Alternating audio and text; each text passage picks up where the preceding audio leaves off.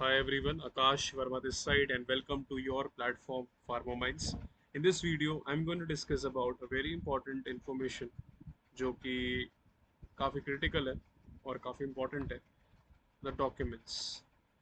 ठीक है?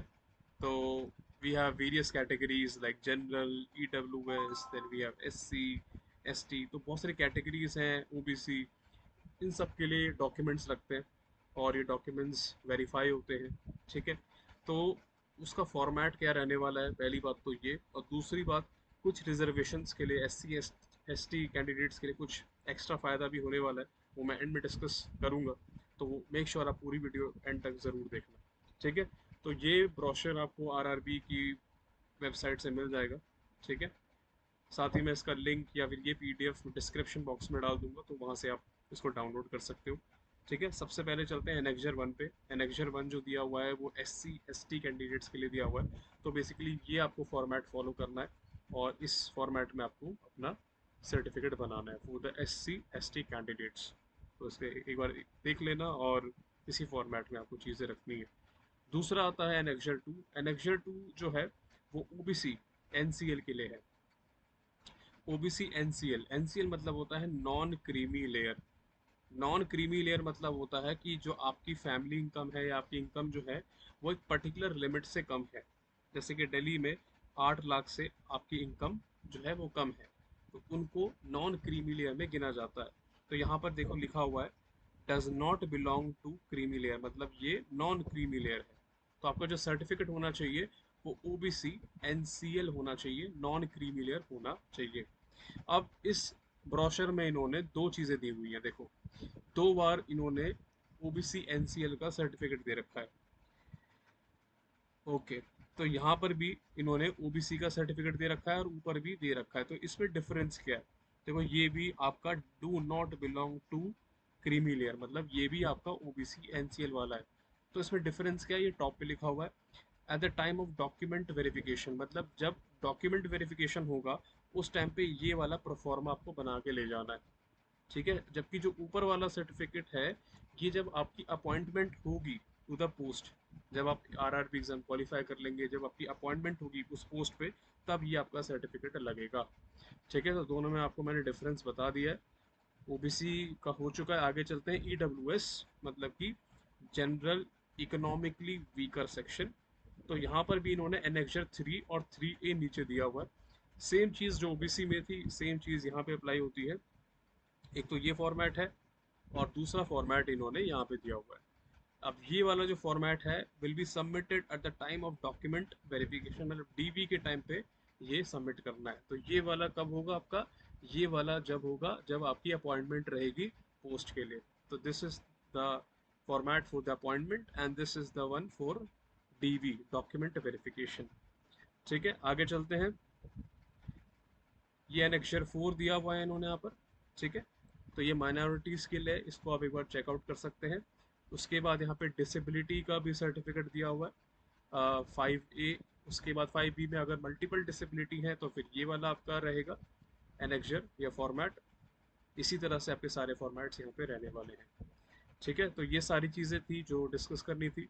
तो यहाँ तो मैंने फॉर्मेट्स के बारे में आपको बता दिया कि भाई EWS, SC ST, OBC NCL, disability में कौन कौन से फॉर्मेट रहने वाले हैं। ठीक है, और भी कुछ बातें डिस्कस कर लेते हैं जो इन्होंने ब्रोशर में दी हुई है। तो बेसिकली क्या है यहाँ पर, इन्होंने ये बोला हुआ है द सर्टिफिकेट और documents in support of their educational qualification shall be sought at the time of document verification. ठीक है, इन्होंने दिया हुआ है कि डीवी जब डॉक्यूमेंट वेरीफाई होगा उस समय अगर आपका डॉक्यूमेंट वैलिड नहीं होता तो उसी समय आपका आगे की जो जर्नी होगी, ठीक है, आपकी पोस्टिंग कैंसिल कर दी जाएगी। तो मेक श्योर जो आपके डॉक्यूमेंट्स हो वो सारे के सारे वैलिड हो। ठीक है, अब ये वाली जो इन्फॉर्मेशन है ना, फ्री ट्रेन ट्रैवल फैसिलिटी, मैंने आपको बताया था कि जो SC ST कैंडिडेट्स हैं उनके लिए फ्री ट्रेन ट्रैवल फैसिलिटी मिलने वाली है। फ्री स्लीपर क्लास फैसिलिटी रहेगी SC ST कैंडिडेट्स के लिए ऑन रिक्वेस्ट। ठीक है, तो इस पैराग्राफ को पूरा आपको पढ़ना रहेगा। Will be provided with e call letter for various stages of CBT, मतलब कंप्यूटर बेस्ड टेस्ट। जब भी आप base test, computer based test देने वाले होंगे, डीवी डॉक्यूमेंट वेरिफिकेशन के लिए, मेडिकल एग्जामिनेशन एमई के लिए, जब भी आप इन चीज़ों के लिए जा रहे होंगे तो आपको फ्री ट्रेन ट्रैवल फैसिलिटी मिल जाएगी। ये एससी और एसटी कैंडिडेट्स के लिए होगा, ठीक है। लेकिन उन्हें अपना वैलिड सर्टिफिकेट वहाँ सबमिट करना है और उसके लिए अप्लाई करना पड़ेगा। अब ये अप्लाई कैसे होगा? It is the responsibility of the candidates availing free travel authority to give the correct name of the railway station in the online application. मतलब कि जो वो एप्लीकेशन भरेंगे तो आपको रेलवे स्टेशन का करेक्ट नाम देना होगा, तभी आपको वो फ्री स्लीपर क्लास मिल पाएगी, ठीक है। While booking train reservation and traveling, the original SC and ST community certificate must be shown to the authorized railway staff concerned। मतलब कि जब आप ट्रैवल करेंगे तो जो अथॉरिटी होगी रेलवे की, उनको आपको बिल्कुल ओरिजिनल सर्टिफिकेट दिखाना है, तभी आपका जो ट्रैवल है वो शून्य रहेगा, मतलब ज़ीरो, उसका कोई चार्ज नहीं लगेगा, ठीक है। एनी मिसयूज, अगर कोई भी मिसयूज किया जाता है इस फ्री ट्रैवल फैसिलिटी का, तो उस केस में कैंडिडेट का रिजेक्शन हो जाएगा, वो आगे के स्टेजेस में पार्ट नहीं ले पाएगा, ठीक है। तो ये एक फ्री ट्रेन ट्रैवल फैसिलिटी थी जो एससी एसटी कैंडिडेट्स के लिए रखी गई है, ठीक है। और इसको आपको ऑनलाइन एप्लीकेशंस को भरते समय आपको रेलवे स्टेशन का नाम डालना है और वहाँ जाके आपको जो अथॉरिटी होगी उनको ओरिजिनल सर्टिफिकेट दिखाना है, ठीक है। चलो, ओके। अब यहाँ पर एक छोटा सा पॉइंट इन्होंने बस ये बोला हुआ है कि आपका जो भी सर्टिफिकेट है, चाहे वो एससी हो, चाहे वो एसटी हो, चाहे वो ओबीसी हो, वो गवर्नमेंट ऑफ इंडिया के द्वारा रिकॉग्नाइज्ड होना चाहिए, मतलब सेंट्रल होना चाहिए, ठीक है। नेक्स्ट, आगे चलते हैं। The caste certificate for OBC NCL candidates should specifically mention that. Okay, तो यहाँ पर यही चीज़ दी है कि जो ओबीसी होना चाहिए सर्टिफिकेट, वो नॉन क्रीमी लेयर होना चाहिए, ना कि क्रीमी लेयर। ये नहीं चलेगा, ये वाला चलेगा, does not belong to the creamy layer, ठीक है। साथ ही साथ यहाँ पर एक चीज़ और दी हुई है कि अगर कोई भी कैंडिडेट सेल्फ डिक्लेरेशन सबमिट करता है कि वो क्रीमी लेयर को बिलोंग नहीं करता, होता है ना कई बार लोग एफिडेविट बना लेते हैं कि यार हम खुद से ही हम ये चीज़ डिक्लेयर कर रहे हैं कि हम क्रीमी लेयर में नहीं आते, तो वो एक्सेप्ट नहीं किया जाएगा, विल नॉट बी एक्सेप्टेड।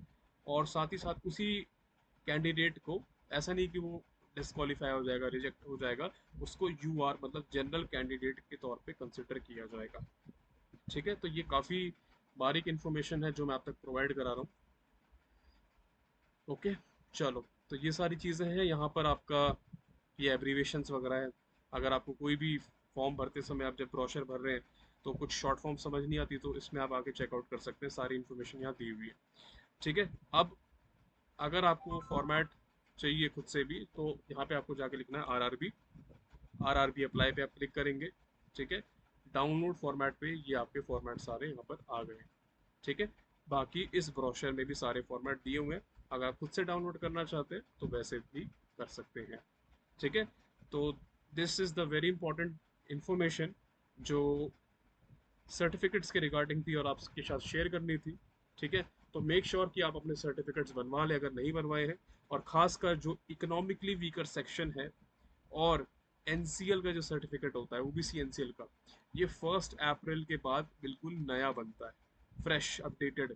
तो ये अगर नहीं बना है तो आप बना लेना। अगर 1 अप्रैल, दोबारा बताता हूँ, 1 अप्रैल 2024 के पहले का है तो इसको कंसिडर नहीं किया जाएगा, इसके बाद का ही चाहिए होगा तो अपडेटेड करा लेना, क्योंकि इनकम हर साल अपडेट होती है।